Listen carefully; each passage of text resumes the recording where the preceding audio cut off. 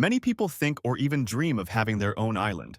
Most of them dream of the warm waters of the Caribbean Sea or the South Pacific. Gananoque is a small town on the St. Lawrence River in the Canadian province of Ontario. It is located in an area called the Thousand Islands.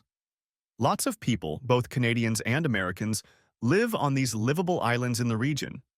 Not that some of these islands can't compare to those in the Caribbean or the South Pacific, because some of them have real, honest-to-goodness castles. For value for money, the Thousand Islands can rival any other island in the world. It's just that they are not in the tropics, but on the St. Lawrence River. The most popular story about the Thousand Islands has to do with the salad dressing of the same name. It is claimed that the dressing was developed by one of the housewives of the region. It later came to the owner of a famous New York hotel, who introduced it to the hotel menu around 1890. However, there is no written evidence of the veracity of this story. I used to drive a truck for a living. We delivered freight to 48 contiguous states and Canada. I worked for a medium-sized company that had about 100 trucks. All the drivers had a choice of long-haul, regional, or local hauling. Whenever one of us went on a long-haul trip for a week or longer, we had the choice of staying a week in the local region to spend time with family or going back on the long haul. We were also able to take our wives on the road with us on occasion. Most trucking companies across the country and in Canada leave their drivers on the road for weeks at a time. There are a few professions that are hard on families. The military is probably the hardest, followed by trucking and law enforcement. In high school, I worked part-time construction in the summers, so it made sense that I started working full-time after graduation. By the time I was 23, I was a pretty decent carpenter. When I was 19, I met an office clerk at a commercial bakery. Her name was Julie Simpson. My name is Scott. Scott Mann. Julie and I were married when we were 21. We were both happy until the banking system, followed by the construction industry, suffered serious losses. Julie and I conferred and decided I should try truck driving. They made decent money, and the biggest downside was that I had to spend time away from home. The company I worked for promised to pay for truck driving training if you worked for them for a year after you got your license. Julie and I discussed it and decided that we would accept. They accepted me, and I started learning. 3 weeks later, I got my Class A CDL. The next week, they put me in a truck with a driving instructor. He was an experienced driver who took people like me on the road to teach us how to drive. It's one thing to drive a tractor pulling an empty trailer, but it's quite another when you hook a tractor to a loaded trailer and go from a 35,000-pound weight to an 80,000-pound weight. I was supposed to spend 5 weeks with the instructor, but he convinced the safety department that I was good enough to get my own truck in as little as 4 weeks. I drove it on the road for a week, then a week on local roads. It all worked out. I arranged for Julie to come to the office on Friday and pick up my paycheck. That worked out pretty well, too. We could have deposited the checks into direct deposit accounts, but Julie liked to receive them herself. I had been with the company for about 9 months and was just finishing up a week of local transportation. My dispatcher, Shirley, called me and offered me a pretty good deal. We had a load to Vancouver, Canada, and a return trip to Montreal. Only it wasn't really Montreal, it was Gananoque. The owner of the company had recently purchased one of the Thousand Islands. He was incredibly young for a cargo company owner. He was no more than 6 or 7 years older than me. Shirley told me that there were 2 houses on the island, the main house and a guest house. The owner and his wife wanted to furnish the main house with handmade furniture from Vancouver Island. The guest house was furnished. My job, if I wanted it, was to drive the load to Vancouver and then bring the owner's furniture back. It wasn't expected to be ready until a month later, but it was ready when I arrived, and the company's operations department decided to surprise the boss and deliver it early. Now here's the thing. You are not to tell anyone, not even your wife. I'm not saying she will say anything, but she comes to collect your paycheck and she might say something to the wrong person.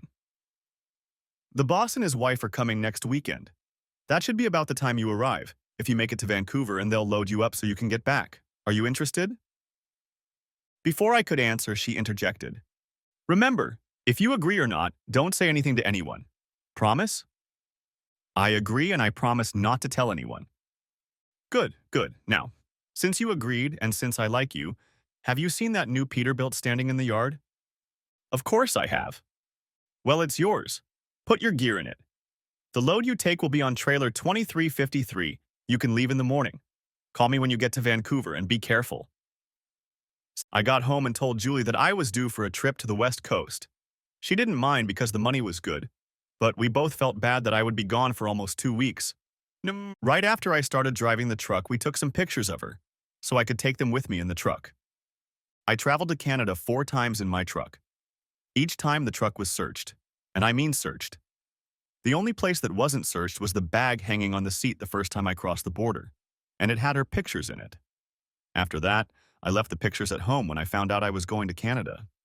On other trips, they never went missing from the bag or other parts of my truck, including from under the mattress in the sleeper. On this trip, I left the pictures at home. The trip was easy. The border crossing was standard. The Canadian officials, as always, were polite but absolutely meticulous in their search.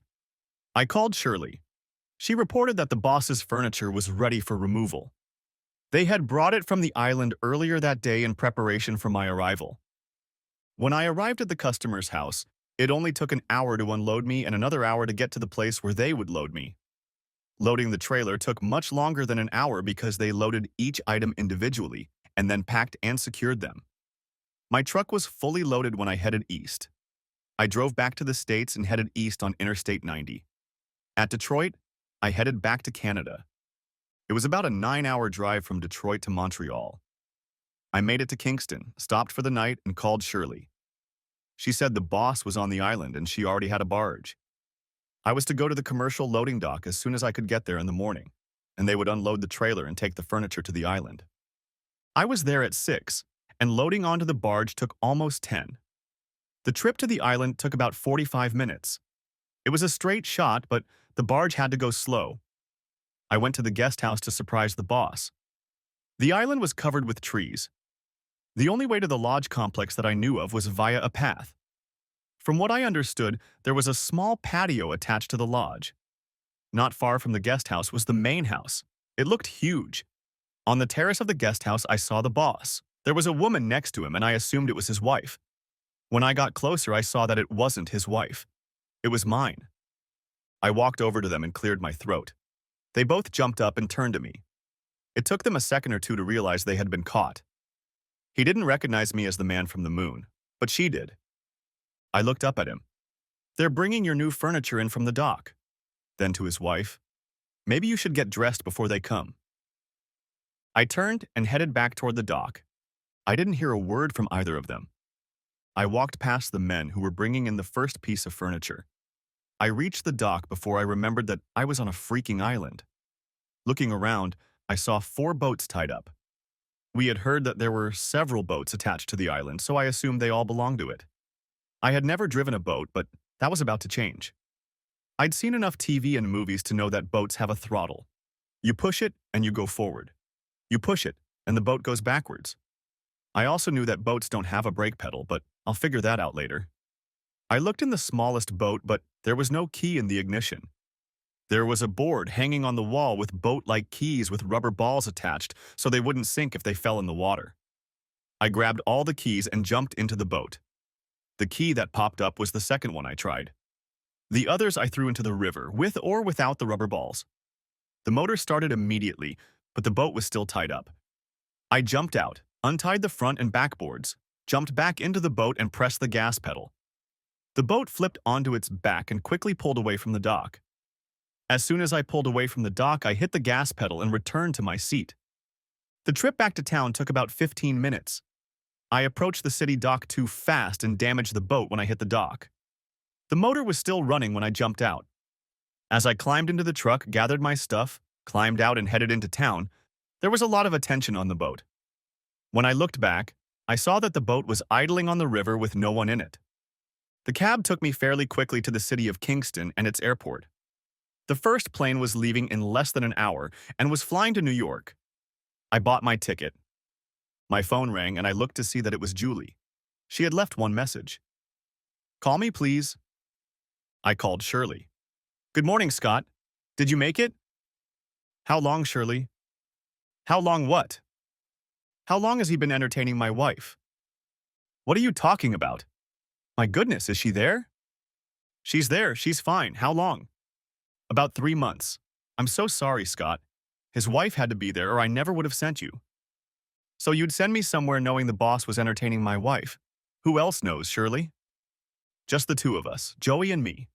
Thank you, Shirley. Thank you so much. Wait, where are you? What are you going to do?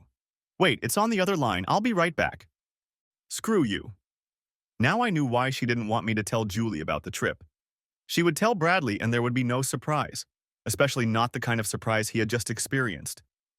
The airport was small, and I could see everything and everyone coming and going. I kept waiting for her or him to be about to show up, but they weren't. The flight didn't take long. We landed. I rented a car and drove home for 4 hours. She wasn't there. All the way home, I couldn't stop thinking about what I was going to do. My phone rang again and she left another message. Scott, if you're home, I'm on my way. Please don't do anything until I get there and we talk. We've never had sex, Scott. Please believe me. And Jesus Christ, she couldn't think I was stupid enough to believe that, did she? At our apartment, I loaded everything I needed into my pickup truck, walked to the terminal, and calmly entered the operating room. Both Shirley and Joey were there. Seeing that it was me, neither of them looked at me. How much money do you owe me, Shirley? Scott, me. Write me a check for the full amount the company owes me, now. I'm sorry, Scott. Mr. Bradley asked me not to give you anything until he talks to you. Shirley, you owe me, a lot. He said you wrecked one of his boats. What else did he say? Did he brag about entertaining my wife behind my back? Did the four of you have a laugh at my expense? Did Julie come here and tell you to keep me on the road as long as possible so she could entertain Bradley? Write me a check, Shirley, and I won't destroy the whole damn office. It only took her a couple minutes to figure out how much I owed, and she called the disbursement office and told them to write me a check. And then I got out of the car and went to the disbursement office. They already had a check ready. I looked at it. I've changed my mind. Please transfer it to direct deposit. But Scott, direct deposit, now, please. I gave them my routing numbers and they got it done. Bradley couldn't stop the direct deposit payment. Then I drove to Bradley's house. We were there for a picnic one day. My wife had probably been there for more than just picnics. Mrs. Bradley opened the door. She looked and acted as if she were sick. What can I do for you? She asked. My name is Scott Mann, and I used to drive your husband around. I was taking furniture to your island this morning and I saw your husband doing something to my wife. I thought you might be interested to know. Have a good day. Wait a minute, mister. What did you say your name was? Mann. Scott Mann. And what's your wife's name? Julie Mann. Did you see her this morning? With my own eyes. Are you sure? Good heavens, lady. Of course I'm sure. Do you really think I'd make up something like that about my own wife? I walked to my truck and, with no idea where I was going, headed toward my parents' house. It didn't take me long to bring them up to speed. Mom always had a coffee pot at the ready and she offered me a cup. I took it. Soon I was already stretched out on the couch. I closed my eyes. The next thing I knew, I heard my dad's voice. Julie, get off my porch or I'll call the police. But I need to talk to Scott. After what you did to him? Dad asked. Absolutely not. But he doesn't understand. Oh, I think he understands all too well. You've been sleeping with his boss for 3 months. What's so hard about that? But he doesn't know why. Of course he does. You're a fickle bitch, that's why. Now get off my porch. She started screaming my name. Scott, talk to me, please. Scott, give me a chance to explain, Scott. Scott? It was a long day and soon I was asleep again. The next morning I woke up early and went to my truck. I had no idea where I was going, but I had to go somewhere. I opened the door to get in the truck and saw Julie sleeping in the seat. She got up when she heard the door open. I started to walk away, but she grabbed my arm and pulled me back. Please, Scott, hear me out. I had no choice. Snip, don't give me that crap. You're either having fun with someone or you're not. Scott, just give me a chance. I repeat, you're having fun with him willingly. Okay, yes, but besides, you lied. We've never had sex. Jesus, did you really expect me to believe that? Get out of my truck. She didn't budge, so I took her hand and pulled her with me. I was in and out before she could get her ass off the ground. I went to a fast food restaurant in town to get some breakfast. I ordered one of their breakfasts. I took the food to the table, sat down, and started eating. When I was done, I went to the bank and split our money. My phone rang repeatedly and several people left messages. My former employer, Ernest T. Bradley, left too. Call me, and let's talk, or I'm going to sue you for wrecking my boat, and then you're going to jail for threatening my employees. And don't think I won't do it. That was his first message. Look, I entertained your wife. Get over it. It happens every day. She's not the first wife I've done this to, and she won't be the last. Swallow your pride. It's what she likes and wants, so give it to her. If you don't, maybe I'll keep doing it. Now get your ass back out there and bring my truck home or I'll report you for stealing it. Besides, you'll have to drive for me for another 3 months to pay for truck driving school. That was his second message. God, what an asshole. So he was still in Canada. I called his wife to see if I could meet with her instead of rushing to his house, like I had before. She agreed, and I listened to his messages for her. She had felt bad before, but after listening to him, she felt even worse. I wasn't sure I believed you at first, but I do now. I'm going to burn his ass. Can I get a copy of this message? We made her a copy. What are you going to do with your wife? She asked. Get a divorce, of course. Only I don't know how to do it. That's easy, she said. Find a good lawyer and have him handle the case. It sounded so simple. I walked out of her house and back to my parents. They, too, asked me what I was going to do. I told them the same thing I had told Mrs. Bradley. My father, in turn, repeated word for word what she had told me. I was convinced and started looking for a lawyer. Again, I had no idea where to start, so I started with 5s in the phone book. I got to a 2 before I found my man. David Dennison and I hit it off right away. Everyone in his family was a trucker, including himself, until he flipped his car over and ended up paralyzed from the waist down. He finished law school in a wheelchair. He was the only member of his family not in the trucking business, but they all knew Ernest T. Bradley and respected him.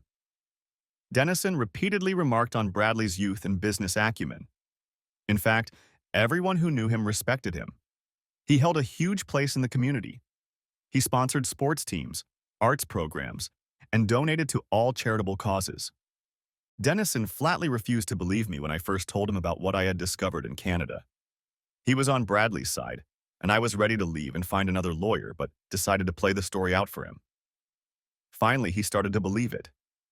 Wow, this is going to shake up the community if this gets out. How do you want to handle it? As discreetly as possible, or do you want to make a fuss? All I want is to get the divorce as cheaply as possible. As far as I understand it, it shouldn't get in the papers, but the reason for the divorce will be adultery. If that means it will be blown all over town, so be it. But there will be no mental cruelty or irreconcilable differences. She cheated, and it will be recorded. It can be tricky if that message is all you have. The courts almost require visual evidence these days, especially when it comes to a man of his caliber. Well, let's give it a try. Okay, we'll get her into court in the next few days. Do you have any idea where she'll be? Either at work in the bakery, or at home, or in Canada with him, I suppose. Well, in Canada, of course, we won't be able to serve her, so we'll try to serve her at home or at work. That works for me. You can reach me on my cell phone or at my parents' house. I was tired of living with my parents, so I spent the next few days looking for my own apartment. I found one that wasn't the swankiest or the best in town, but it was mine. A week later, Julie found a job. My father owned a small welding shop. I had never shown any interest in welding, but that was beginning to change.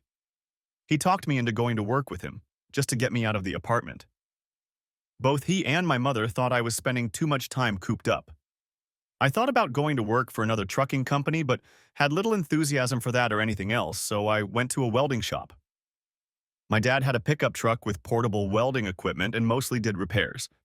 Every once in a while, a customer would ask for something special, and my dad would do it. Julie tried to talk to me a few times, but after she was sued, everything went through our attorneys. Our first meeting was about a month after she received the subpoena. Her attorney, of course, tried to get the adultery charge dropped. I flatly refused. Bradley was named in the divorce petition, and Julie was desperate to keep his name out of the divorce case because of adultery. It could ruin his reputation in the community. He doesn't deserve that, she argued. I exploded. Are you serious? He's a wife-stealing scumbag and the whole community needs to be told about him. Julie jumped up from her seat. If you had treated your wife better, she wouldn't have been stolen. At that, an argument broke out between us that could only be ended by sending us to different rooms. When we cooled down and were back in the same room, she tried again to get me to delete his name. I'm not going to do that, so forget it. Why are you why are you trying so hard to protect him? Are you planning to marry him? Are you still having fun with him? For your information, he and I are still dating, so yes, I am still having fun with him. Her lawyer just put his head on the table, groaned, and without raising it, said, You just admitted, in front of your husband and 2 court officers, that you committed adultery. That's probably the worst thing you could have done. At this point, I don't care, she said, then turned to me. To answer your other question, I'll say that yes, I'm going to marry him, as soon as he's divorced. So you think he loves you? I asked. Of course. I put my phone on the table and listened to his message. He didn't mean it. He was just pissing you off. I laughed, watching Mr. Dennison pull an envelope out of his briefcase and hold it out across Julie's desk. Her lawyer intercepted it, opened it, and pulled out the contents. He read the enclosed note, then looked through the photographs one by one. He handed the package to Julie. She looked through the photos first, then read the note. Mr. Mann, these may help you in your divorce. The first 5 were taken on the island 3 weeks ago. This woman is the wife of his hairdresser. She left her husband to spend the weekend with my husband. The next 6 pictures were taken at our house last week. I was out of town with my parents. This is the woman he picked up at the bar. I have no idea if she is married, and I don't care. I don't know her name, and I doubt my husband does either. She was just another piece of ass, just like your wife. The letter was signed Cynthia. All of the pictures showed Bradley and the 2 women. Julie put the pictures back on the table, got up and left the room. I didn't see her again until the trial. We split everything up. She got half of our money, her jewelry, china, silverware, and clothes. She stayed to live in our apartment. Bradley's fall from grace was very swift in the community. His reputation was ruined, and the 3 sports teams he sponsored ceased to exist. Cynthia got half of all the assets they had, which meant she owned half of the trucking company and their house. The island in Canada only went to him because she didn't want it. He sent my lawyer a bill for truck driving school, accusing me of quitting without honoring the terms of our contract. Mr. Dennison immediately sent him a letter telling him to kiss our mutual asses. Cynthia called and told me to ignore the letter and asked if I wanted to go back to work as an operations manager for a trucking company. I was tempted, but turned her down. Over the next year or so, I discovered that if I put in the effort, thanks to my father's patience and teaching abilities, I could carve some pretty good beads out of metal. I also realized that I enjoyed doing it. I've dated girls, but I've never had a long-term serious relationship. Once or twice I saw Julie, and we always acknowledged each other. Bradley's trucking business was sold, and I never saw Cynthia again. But I did see Bradley from time to time. I knew him, but I'm sure he wouldn't have recognized me as the man on the moon. When I worked for him, I was one of hundreds of drivers, and he only saw us occasionally. Learning to weld, I discovered that I liked working with metal. So, in addition to repairing in the shop and using the truck for on-site repairs, I started making small things like weather vanes, small hinges for gates, and posts for mailboxes. My father and I rarely worked on weekends, but one Sunday afternoon I found myself working on a rather ornate weather vane. I was having trouble with its proportions, and I stared at it, hoping the solution would appear on its own. I didn't hear the door open or close, but I felt someone's presence and looked up. It was Julie. Neither of us said anything. She stood for a couple minutes, then pulled up a metal stool and sat down. "Can we talk?" she asked. "I don't have anything to say." "Okay, just listen." She leaned forward. "I have no good reason to do what I did. You and I had a good life. We had enough money, a nice apartment, we loved each other. At least I think we did. So why did I suddenly decide to sleep with Bradley? The answer is both simple and complicated at the same time. I could try to blame you and say that you were away too often because that was one of the phrases he fed me, and after a while I believed it. He would also say that you treat me badly when you were home, and after a while, I believed that too. He said that almost every truck driver finds someone to have fun with on the road, and after a while, I mentally pictured you having fun with a waitress in a parking lot or a female truck driver. He also said that truck drivers never make enough money to treat their women normally, and after a while, I became convinced of that. He was, and probably still is, an ingenuous son of a bitch, and I was just as gullible as he was. It didn't happen overnight. He worked on me for months. Then Shirley started working on me, telling me how well Bradley could treat me if I let him. She told me that she could control your movements so I would never have to worry about you finding out. She also told me that Mrs. Bradley told her that she doesn't need entertainment as often as her husband, so she lets him sleep with different women because it makes him a better husband to her. She told me that Mrs. Bradley had to approve of the women he slept with, and that she only approved of me because she saw me when I went to get your checks. That lie sounds silly now, but it wasn't true then. I know it now. I sat back and listened. When I thought she had calmed down, I spoke up. Why are you telling me all this now? I don't know. I don't think I wanted to tell you at all. Not the truth, anyway. I didn't want you to know what a fool I was. I always thought I'd make up a story to blame you for, and I've thought of some amusing incidents, but I've never been able to tell you any of them. This afternoon, as I was driving by your store, I saw you and stopped. I had no idea what I was going to say, only intending to say something if you'll allow me, but what I said turned out to be true. And what did you expect? Only that you know you're not guilty of anything. It was all my own selfish desires and the made-up situations he created for me. I also wanted you to know that, believe it or not, I never stopped loving you. That's where I think you're lying. I don't think you can truly love someone and still lie to them or cheat on them. You've done both. You even wanted to marry him, if I remember correctly. Are you still having fun with him? I can't explain it any better than I already have, and I can't make you believe me, so I won't even try. And no, I'm not dating him. Not since the day I saw those pictures in the lawyer's office. She sat for a few more minutes watching me work. I think I'd better leave. She stood up. Scott? I looked at her. Can you forgive me enough to give me another chance? I shook my head. It's over. You know your way out. I hadn't accomplished much since she'd left, except to reaffirm my opinion that my former boss was an asshole of the highest caliber and my ex-wife was dumber than a box of rocks. I wondered what would have happened if I hadn't gone to that island to surprise my boss. Would I still be driving a truck and getting sloppy seconds? I decided I'd be happier making weather vanes and going broke. One day in the mail, we received a flyer for the Renaissance Festival. I had never heard of the Renaissance Festival. It had pictures of people jousting and knights strutting around in armor. There were pictures of vendors selling armor, swords, knives, costumes, and everything else Renaissance-related. It was supposed to be right down the highway in Maryland, and I learned from this flyer that Maryland has two state sports, fencing and lacrosse. I didn't believe that fencing was an official sport in any state, so I checked out the information and made sure it was true. I decided to go. I spent the entire day there, most of the time looking at the vendors' wares and watching the participants. There was a lot of money rolling around on the festival grounds, and I realized I could get my share. There were several sword and knife makers and gunsmiths on the festival grounds. I liked the armor and shields. I went home and did a lot of research and designed my first shield and sword. I also searched the internet for a schedule of Renaissance festivals. I made 5 shields and 7 swords and took them to the nearest festival I could find. I learned that there are many, and they are held all over the country. I got there a day early to talk to some of the vendors. I met one vendor who was selling what I thought were the highest quality swords and knives. I offered him a deal. I would keep what I had and see if it sold, and he would get a commission. He hesitated, but agreed. I was going to stay the night, but there were no rooms available near the festival, which spoke to its popularity, so I drove home. I rarely trusted strangers, but I didn't have a chance to sell it myself. The seller, Teddy Weckhoff, called me Sunday morning and informed me that all my stuff was gone. He would send me a check. I had new business.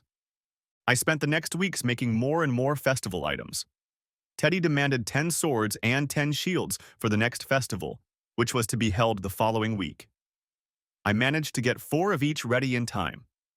In the meantime, I continued to help my father with his business. We got a call asking us to fix the driveway gate.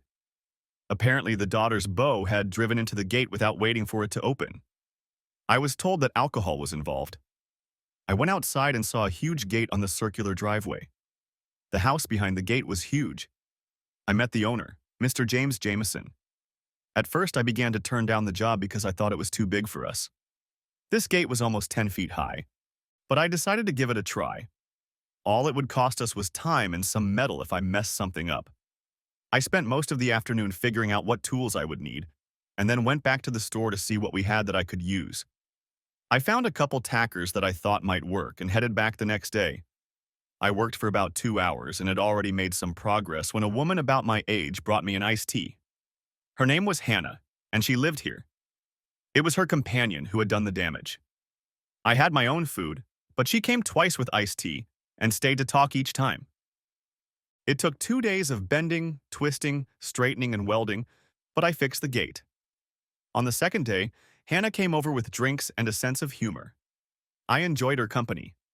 Around the same time, I became interested in armor. They were popular at festivals, and I wondered how to make them, how long it would take, how much it would cost to build, and finally, if it was possible to make money from them.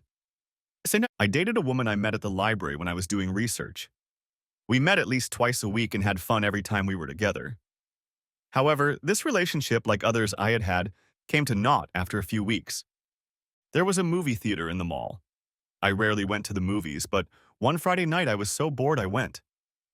No sooner had the lights dimmed than Hannah and her boyfriend walked into the auditorium. They sat down directly across from me, and his arm immediately went around her. Not 5 minutes after the lights went down and the previews of upcoming movies came on, I heard Hannah, "If you touch me again, I'll cut your balls off." His arm went around her shoulder. She walked away and her companion begged her to come back. I followed them. I had to hand it to her. She didn't take any shit from him. I wasn't close enough to hear, but they were arguing. I decided to intervene, something I'd never done before. "I'm really sorry, Hannah. Are you okay?" She looked at me. It took her a few seconds to recognize me. "No, I'm not okay. That asshole has more arms than an octopus and I'm tired of fighting him off. Would you mind taking me home?" "Not at all." We started walking to my car when another guy approached us. "Are you okay, Hannah?" he asked. "I am now." "Do you want me to drive you home?" he asked. She didn't even look at me before saying yes. They headed to his car without saying a word to me, "How are you?" as if I wasn't even there. I stood there and watched them walk away. I shook my head and went home. A few days later, I was at her house. The railing on the walkway between the house and the pool needed attention, and Mr. Jameson asked me to come back. Hannah saw me and came over to say hello, but never once mentioned the incident at the movie. I was a little annoyed at being completely ignored at the movie and was in no mood to chat. She took the hint and left. The next day, I returned with the replacement parts. It was a simple, pre-made railing, so the spares were quite affordable. She was walking to the pool and stopped to chat. I paid almost no attention to her. I had enjoyed our conversations when I was working on the gate, but after the incident at the theater, not so much. "Are you mad at me?" she asked. "Do you remember last week at the theater?" I asked. "You mean when I was with the octopus?" "Yes." "And what was that?" "You asked me to bring you home. Do you remember that?" "Of course." "And then what happened?" "Nothing. Jimmy showed up and brought me home." "And you didn't see anything wrong with that?" "No, did you?" "Not if you didn't see anything, I guess." I picked up the hammer and started banging on the metal just to make noise, thinking she'd go away. "It doesn't make sense." "I guess it does." She was growing impatient. "I don't see the point." I looked her straight in the eye. "That's the problem." I started hitting the metal again. She took the hint and walked away. It took the rest of the day to finish the railing. My interest in armor grew, and I studied a lot about how they were made. I created my first suit of armor and was very proud of it. I sent a picture to Teddy to see what he thought of it. "Stick to shields and swords," he said, laughing. "You're good in those. The armor needs some more work before anyone will buy it." A few days later, I was sitting at a local bar drinking beer and watching a baseball game when Hannah sat down next to me. "I'm meeting some friends for drinks. Would you like to join us?" she asked. "No thanks. I'm fine as it is." She got up and started to leave, but hesitated. She looked at me. "Are you ever going to tell me what I did to piss you off?" If you have to, all the better. Enjoy your drinks. I had just finished my beer and was about to leave when she returned. Oh my God, Scott. I didn't mean to ignore you in the theater. That octopus made me so mad I didn't realize what I was doing. Please accept my apology. I assumed she'd said something at the table about our conversation and someone had corrected her. Apology accepted. She smiled. Will you join us now? She paused. Please? Just a drink? I owe you at least that. I smiled back. I will, thanks. They all had a drink and the evening turned out to be fun. Two of them, I can't remember their names, reminded Hannah of her manners throughout the evening. I felt sorry for her. The band broke up and we all started to get ready to leave. I walked out with Ginny. I sat down next to her at the table. I asked her about Hannah and she told me that they had been friends for a long time. Look, Scott, I'm not her best friend, but I'm close to her. There's something about you that she likes. She regrets treating you the way she did, she told me. Hell, she told the whole table and she told you. You gotta give her credit, give her a call. Do you have her number? No. Give me your phone. I did, and she put Hannah's number in it. Call her. And then I was working at the store the morning of the next week when Hannah came in. I assumed she'd gotten the address from her dad. Did you have fun that night? Yeah, I like your friends. That's good, but what about me? What about you? Do you like me? I apologized if you remember. I remember. Then why aren't we friends? She asked. I smiled. I think we're working on that. Apologizing doesn't automatically mean friendship. It just means you realize you made a mistake and you regret your actions, so you apologize. That person may or may not accept your apology. I accepted them, but that doesn't mean we become best friends. It just means that I accept that you recognize your act and regret it. Provided the apology was sincere. It was sincere. I agree. Good, then let's go to dinner. I laughed. Why not? She asked. It'll be a good way to work on developing our friendship. Okay, when? Why not tonight? And so it happened. Hannah and I had dinner, and our friendship began to grow. After 2 months, our relationship blossomed and soon we wanted to spend all our time together. She would come to the store just to sit and be near me, and we both enjoyed that time. I could work and she could read. We didn't need to talk or interact, just being near each other was enough. One night during pillow talk, I found out that she had just recently gotten married. However, she shocked me by telling me that John Jameson was not her real father. She and her mother had only been married for 7 years.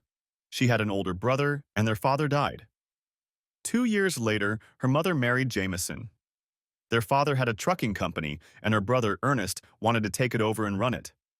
He was 6 years older than Hannah, and many people thought he was too young, but Hannah and her mother decided to give it a try.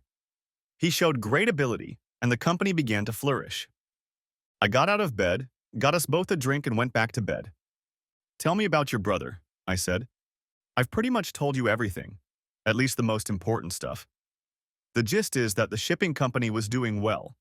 So well that he and my ex-sister-in-law bought an island in Canada. Then some bitch got her fangs into him and he ended up divorcing and selling the company. Apparently, this bitch's husband started working for him as a driver and decided they could make some extra money off my poor brother. The wife stepped in and seduced him. They arranged for the husband to catch the wife and my brother together on his island. The sister-in-law divorced my brother, took half the company, and then they were forced to sell it. What a pair of bloody thieves.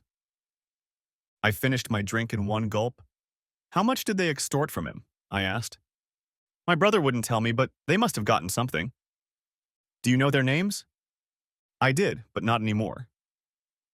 I decided to tell her what really happened, but I realized that would be the end of our relationship, so I decided to rip the last piece off her ass. I set my glass aside and took hers and set it aside as well. After a while, we went to the bedroom and got down to business.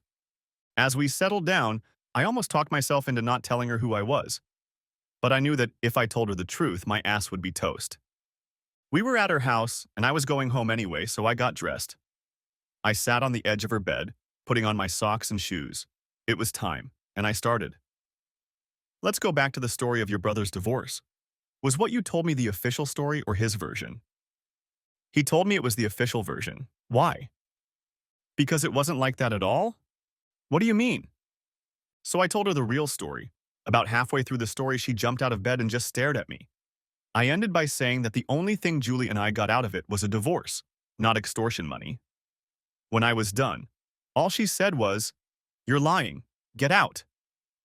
"I'm not lying, it's the truth." She threw a pillow at me. "You're lying. Get out and don't come out." With those words, I headed for the exit. I hated that it had ended like this. Life went on. I had another social stagnation and there was no way I could find a way out of the state I was in. One night I felt like splurging, so I had dinner at a very nice restaurant. I finished my meal, put my napkin to my mouth, and looked around. A few tables away from me sat Hannah and her brother. On their table was a small cake with candles on it. I signaled to the waiter that I was ready to get my check. He brought it over and I paid. I stood up and walked over to Hannah's table and sat down. They both looked at me like I was an alien. Her brother spoke first. "Are you sure you're sitting at the right table?" he asked, clearly not remembering me. "Yes, and I think you should tell your sister the truth about your divorce. She knows about it. Who the hell are you?" "But obviously she doesn't know the truth, so you should tell her the true version." "Screw you." "Scott, what are you doing?" She was almost yelling. "Get out of here." A waiter magically appeared. "Is there a problem?" he asked. "This guy," Hannah said, pointing at me, "came here uninvited and threatened my brother. I want him out of here." "Of course. Sir, I'm going to have to ask you to leave." I looked first at Bradley. "You're a real creep." Then I looked at Hannah. "I don't know why you never talked to his ex-wife, but go to the courthouse and see my divorce record. Then you'll know the truth." "Just get out of here," she said. I left, figuring this was the last time I'd see her. I was working in my workshop on the design of my latest hobby. I was almost too busy to see her anyway. There was a festival scheduled for the following weekend. I took some shields with me, as well as samples of my axes and chainmail to show Teddy. He gave me a vendor pass and I made my way to the entrance. When I pulled up, he was talking to a young woman dressed in period costume. I stood and waited while they talked. He looked in my direction, recognized me, and invited me to come over. "Diana, this is Scott." "Scott, Diana." He turned to her. "Scott is the designer and constructor of some of our things, and I understand he may have some new products coming out. Is that true, Scott?" I laughed. "Yes." I pulled a few new items out of my truck. Both he and Diane looked at them like they were treasures. I couldn't take my eyes off her bodice. Every time she leaned forward, I leaned with her, hoping to see more, but it was too tight to let me get a better look. I spent a lot of time with them and even had dinner with them. Dinner consisted of meat pies and iced tea from another vendor. I wanted to ask about their relationship, but there didn't seem to be a good time for that. There were plenty of other people around, renewing friendships and contacts from other festivals. At least half the people were dressed in period costumes. Some men were acting out sword fights for their own amusement. These duels served as a rehearsal for the fights in front of the audience, which were to begin the next day. I don't remember seeing so many people having so much fun. Teddy had a tent set aside for vendors and reenactors, and I settled in with him for the night. When things settled down, I asked him about Diane. She and her sister are the organizers of this festival, as well as many others around the country. Everyone loves it when she comes. She and I have been friends for years. As a matter of fact, if you weren't here today, she'd be here. "Oh shit, why didn't you say something? I would have gone to a motel." "No, you wouldn't have gone. Even if I'd let you, there wouldn't be a spare room for 50 miles. When the guests started arriving the next day, the reenactors were even more fun to talk to, and Diane was a huge success as always, as I was told over and over again. I spent the entire weekend with Teddy. Several times I occupied his stall while he and Diane retired to their tent. I had plenty of time to socialize with the other vendors and visitors. We sold everything Teddy had in stock, plus what I had brought with me. It was a profitable weekend. I decided that I would travel to other festivals. The festival ended on Sunday. I helped Teddy dismantle his counter and pack up all his stuff. It was an 8-hour drive home, and he talked me into staying one more night. The next festival was 18 hours away. They could start setting up on Wednesday to open the festival on Thursday. I didn't think I would have enough time to do the chainmail, but I told him I would try. When I got home, I went straight to the workshop and got to work. It was getting late when I started yawning and realized I was tired. I had hardly slept at all over the weekend. The clock showed it was almost 2 in the morning when I left. By the time I got home, it was about 3. Not 5 minutes later, the doorbell rang. I opened the door and Hannah literally fell into my arms. She smelled like alcohol. There were 2 police officers standing behind her. "Are you Scott Mann?" "Yes." "Does she belong to you?" "I know her, but she doesn't belong to me." "Are you sure?" "She insists you're her boyfriend." "Not even close. The last time I saw her, she called me a liar and kicked me out of her house, so I promise I'm not her boyfriend." Which wasn't entirely true.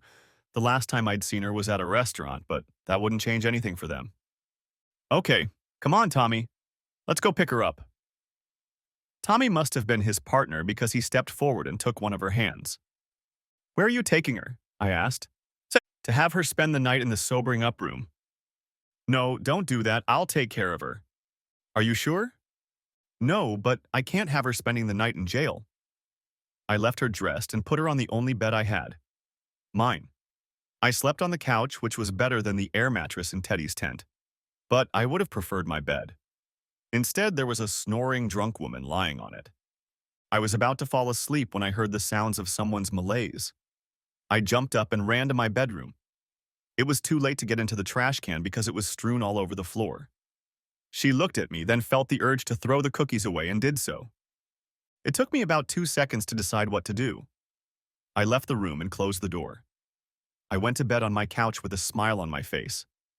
When I woke up the next morning, I opened my bedroom door and almost passed out from the smell. There was no way I could shower, shave, and dress in that horrible smelling room. So I went to work. I hadn't heard from her all day, and I fully expected her to still be asleep when I got home. I was wrong. She was gone, and everything was spotlessly clean. There wasn't even a residual odor of vomit. I headed straight for the shower. I looked for a note or something, but there was nothing. When I got into bed, I found that she had even changed her bedding. I only had one set, so she must have washed it, probably at the same time as the clothes. I worked tirelessly, but never got around to finishing the new chainmail. Teddy stopped by my place and picked up some shields, swords, and axes I had stashed away.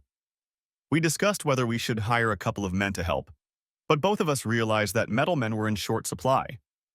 Then we discussed how to train a few and decided to do just that. We put ads in the regular newspaper and in the festival newsletter. It was Friday evening and I was sitting in the workshop working on inventing a machine that would make chainmail faster than I had time to make it. There were several machines already on the market, but I thought I could do it better. It was getting late and I was tired when a knock sounded. It was a very sober Hannah. "Thanks for saving me from jail." I stood up and nodded.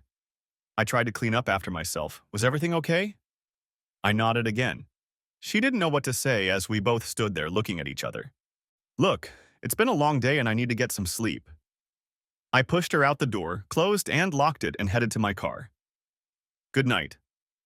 I was about to get in my car when I heard it. "You were right. My brother lied. I'm sorry." I just waved over my shoulder, got in the car, and drove home. The armor continued to fascinate me. After Teddy criticized the first suit I made, I did a lot of research and made another one that I used as a model for other suits. The work was labor-intensive, time-consuming, and very challenging, but I loved the activity. I felt I was ready to make my debut. I took it to the next festival and Teddy loved it. We could have sold it a few more times, but we wanted to use it as a sample of my work. People would look at it, comment on it, and if they wanted to buy one for themselves, we discussed what changes they wanted to make to their order. My festival life was good and profitable, and I bought a trailer and carried tools and supplies with me so that when I moved from festival to festival, I could work on my wares. Sometimes I worked at a booth in front of attendees, sometimes in the privacy of a vendor's corner. One evening between festivals, I was talking to my father and expressed my amazement that Renaissance metalwork could be such a success. Who would have thought that so many people were interested in armor and could afford it? These things didn't come cheap. The festival season was over and I started dating a girl I met at a local car dealership. I was thinking about buying a new truck. My dad's welding truck was old. So I figured we would put welding equipment on my truck, sell his old truck, and I could buy a newer and bigger one. She serviced her truck, and I admired the new one standing outside the showroom. We struck up a conversation and ended up exchanging license plates. A week later, we had our first date, then a second, and so on. One night I drove her home and she invited me over for a visit. We had a second drink and I sat on her couch. After a while, she started hinting, after which she got up and took me to her bedroom. I left from my house around 3 in the morning. All the way home, I compared her to Hannah and to that last time we'd had fun with her and couldn't decide which one was better. That relationship lasted a good 4 months before we broke up. My phone reminded me that I'd been ignoring it all evening, and there were messages for me. 3 from Hannah. Scott, please call me when you get this. I don't care what time it is, please. I took her at her word. She answered after 2 rings. Hi, Scott. Her voice was slightly tipsy. Did I wake you up? I think I dozed off. I was trying to stay awake waiting for your call. Okay, I did call. What's so important? I wanted you to know that my brother lied about his divorce. You were right, and I'm sorry. You've already apologized for that. Is there anything else? Yes? There was a pause. Can we see each other again? I miss you. Honestly, there's no way you and I can go out, knowing who your brother is and that he had an affair with my wife. If we were in a serious relationship, we'd inevitably run into him, and I'd always be uncomfortable. I'm not going to put myself through that kind of ordeal. I could see she was crying. I knew you were going to say that, but I was hoping you wouldn't. Goodbye, Scott. The Renaissance festivals were in full swing. I arranged for a vendor pass, bought a tent and camping gear, and hit the road. Most of the time, I helped Teddy at his booth. And when I wasn't helping, I was working on creating new items to sell. Over the off-season, my armor improved dramatically, and we sold at least one costume at every festival. We could have sold more, but each one took a hell of a lot of time to make. 2 days after one festival closed, Teddy called and asked if I could work his booth at the next one. I told him yes. He was close to the festival site, so he brought his trailer with everything he needed. I loaded up my truck and left the trailer at home. I took his trailer. I worked 3 festivals in a row and even made some signs while visitors watched. I was also able to work on my chainmail machine, and by the 3rd festival, I was demonstrating it. The next festival I was going to go to was near Philadelphia and lasted 11 days. It was one of the largest in the country. They usually run Thursday through Sunday, but this one started on Thursday, lasted all weekend, the following week, and the next weekend. I spent 2 weeks at home working on materials for it, mostly armor. My father had become an expert on shields, axes, and swords. I worked late every night. Late one night, my doorbell rang. I opened it and a very drunk Hannah fell into my arms. Does she belong to you? One of the 2 policemen who were with her asked. Save. If it'll keep her out of the sober house tonight, I guess so. I half carried, half dragged her into my bedroom and just dumped her on the bed. I showered, shaved, put on my pajamas, and took clothes for the next day, just in case she had a recurrence and got sick. The next morning, I looked in on a still sleeping Hannah. I was trying to decide whether to stay and try to talk to her or leave it at that. I headed off to work. That night when I got home, the house was once again in perfect order. She had even cleaned up the kitchen. In the bathroom, the toothbrush and toothpaste weren't where they usually were, so I put them where they were supposed to be. The toothbrush was damp, as was the tissue on the sink. I pulled an enchilada dinner out of the freezer and put it in the microwave. I ate the dinner, but never tasted it. The next morning, I left for the festival in Philadelphia. I took with me all the materials I had for making shields and chainmail. I planned to do a lot of demonstrations. The first day went great, and it only got better from there. The first Sunday, I had a crowd watching me almost all day. Teddy and I were both exhausted when the festival closed for the day. In the evening, the vendor area always had a festival atmosphere. Food was being prepared. Music was playing. Alcohol was being drunk. Sword fights were being rehearsed. Costumes were being repaired or tried on, and horses were being groomed. I sat outside my tent when things settled down and thought about how nice it would be if I had someone to snuggle up with in my tent. Hannah was probably free, but there was no way I could bring myself to call her. The crowds were almost non-existent on Monday, but the foot traffic was constant. No attendance records could be broken on this day. It was the middle of the day and I was demonstrating how tedious it was to collect chainmail. I looked up and saw Hannah watching me. I continued the demonstration and asked for questions from those who were watching me. There were none, and people just walked away. Hannah stood next to me. "Do you like doing this?" she asked. "Yes, I like it," I replied. "You're good at it." She stepped back and disappeared into the crowd. I didn't see her again for the rest of the show. My parents arrived on Wednesday and brought more shields and axes. I showed them around and they didn't seem to be thrilled with what I was doing. I showed them where the vendors were set up and my mom especially didn't like my tent. The rest of the week and weekend went very well. Both Teddy and I were pleased. Back home, I took the weekend off. When I got to the store, Dad was just working on chainmail for me. I started telling him about my plans to buy a motorhome and a bigger trailer. The door opened and Hannah walked in. "It's been fun at the festival. My friends and I are going to go to the next one, which won't be far from here," she said. "We were even thinking of going in costumes." "Should be fun," I said nonchalantly. "Will you be there?" "Probably." Dad and I kept working and didn't look at her. "Can I come with you?" "Not too practical, because I'll be there Wednesday through Sunday." "That's okay. We can get a motel room." "Not likely. They're sold out months in advance." "Where will you sleep?" "In a tent." "That sounds like fun. Maybe we could share." "It's a small tent." "Small can be fun." Dad looked at me, grinned, and walked out.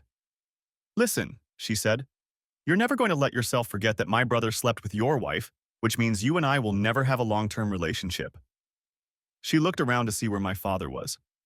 "But that doesn't mean we can't be buddies with benefits, right? So why not use each other? You can date whoever you want, but if you don't get lucky, I will. How's that sound?" I looked at her. "You're the best I've ever had. I've said it before and I'll say it again, but the thought of living together leaves me cold. I can't stand the thought of doing it with you only to have you leave for another man, even if you don't do it with him. We both need to find our relationship and honor it." She stepped close to me, reached out, touched my face, and kissed me. "You don't understand. I'm in a relationship. If you want to date someone, anyone, go ahead. But know that I'll always be ready for whatever you want whenever you want it. I don't need or want anyone else. I love you, and I fully intend to honor that relationship." She kissed me again and left. My father must have watched as she left. "What are you going to do with her?" I was still staring at the door she had just walked through. "I have no idea, Dad. What do you suggest?" "Either accept the fact that her brother slept with your ex-wife and accept the possibility that she's not going anywhere, or get out of town and stay out. Now is the time to do what your mom and I talked about." "Which is what?" "We'll talk about it when we get home." We sat at the dinner table while he told my mom about Hannah. "I thought it was time to give Scott the gift we talked about." "I guess you're right," she said. "What were you two talking about?" "I don't like the idea of you sleeping in a tent," Mom said. "That's why we're going to get you a motorhome," my dad said. I knew arguing wouldn't stop them, plus I thought it was a good idea. It took a week to find the one I wanted. I didn't need driving lessons since I had a Class A CDL, so I just hugged them both, thanked them, and bought a trailer to pull it behind me. I set up the trailer so that I could work in it when needed. I also ran electricity from the van to the trailer. It turned out to be a great machine. I concentrated on the armor while my father worked on the shields, swords, and axes.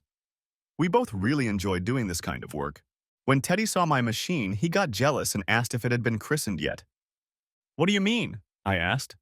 "Well, has anyone had fun in it yet?" "No," he grinned. "Do you mind if Diana and I laughed. "Help yourself." He texted her and she was there in 10 minutes. He took her hand and they left. When they came back, they were holding hands and laughing. "We want you to be the first to know," he said. "Diane and I are getting married." She hugged me. "It was your RV that put him in his place," she said. "Thanks." I hardly saw them that weekend, but my RV smelled like perfume. And something else. I'd been home for a week and Hannah saw the van and came over to my place. I showed her around and she was impressed. "It's much bigger than a tent," she said. "Yes, it is," I replied. There's a double bed in here, isn't there? She asked. Yes. And a big closet. Of course it's big. Looks like the shower room can fit 2 people. I think so. We were in the living room of the van and she approached me. Has he been christened yet? No. What do you mean? I asked, even though I knew what she meant. Well, has anyone entertained in it yet? I lied. No, it's brand new. Well, she almost whispered, we can do it now or we can do it this weekend. We were in the front yard of my parents' house, so the now she was referring to was impossible. What do you mean this weekend? I asked. We'll have plenty of time after the festival closes tonight. We can do it then. I'm sorry, but that's in Southern Virginia. Even if I agreed, it's too long a trip for you. You're right, she said. So I'll just go with you. Didn't you hear what I just said? She started tugging at my shirt, pulling me to her. Scott, you admitted that I'm the best piece of ass you've ever had, and you're the best I've ever had. Besides, I'm in love with you, and I know you like me more than a little. I'm leaving here on Tuesday at 5 in the morning. I won't wait for you, I replied meekly. You won't have to. She was right. By midnight Monday, she'd unpacked her things, gathered her kitchen supplies, and gone to bed in the van. Right after I got behind the wheel Tuesday morning, she arrived and got in the passenger seat. She met up with Diane. At the end of the day, Teddy and I closed the pavilion. Diane and Hannah were in the van making dinner when we arrived. I had never eaten anything Hannah cooked, but it was very good. After Teddy and Diane left, Hannah offered to take her over. And who would I be to say no? At first, her family tried to convince her that the only reason I let her come with me was to get even with her brother, since he had convinced them that Julie and I were to blame for his divorce, not him. Apparently, none of them had been to court to see the truth, and they, like Hannah, believed him. Hannah provided them with copies of my divorce petition and her former sister-in-law's petition. He stayed in town and was responsible for several more divorces before deciding that moving to the other side of the country would be better for his health. He made that decision after being hit in the ass with buckshot from a shotgun wielded by an enraged husband. Thanks for watching, hope you enjoyed. Subscribe to my channel and watch for the next video.